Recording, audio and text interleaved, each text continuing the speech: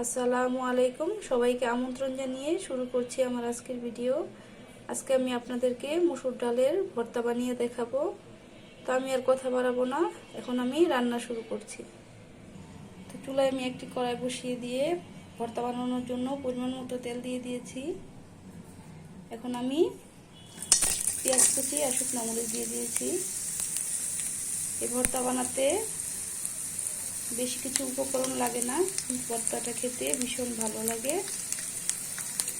পেঁয়াজ আর শুকনো মরিচ ভাজা ভাজা করে নিব। এখন আমি লবণ দিয়ে দিব 1 চামচ।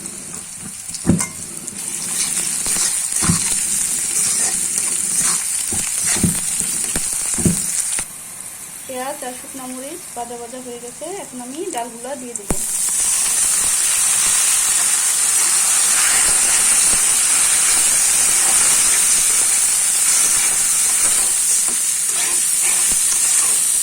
ডালটাও আমি কিছুক্ষণ ভাজা ভাজা করে নিব।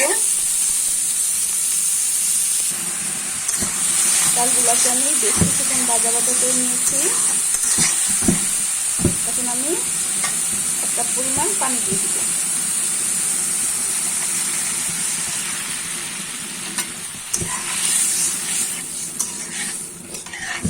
এই ভর্তাটার মধ্যে যে যেমন ডাল খেতে পছন্দ করেন ওরকমই মরিচটা দিবেন।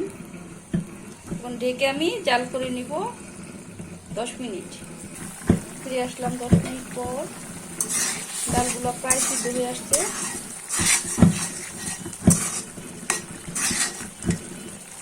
পানি শুকিয়ে নিব, তাহলে ভর্তাটা বানানো হয়ে যাবে।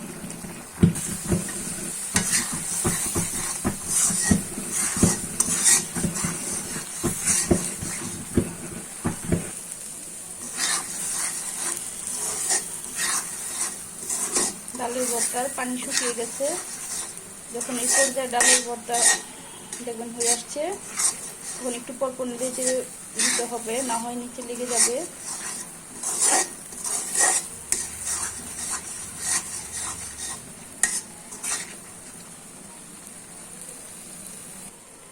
ডালের ভর্তা বানানো হয়ে গেছে।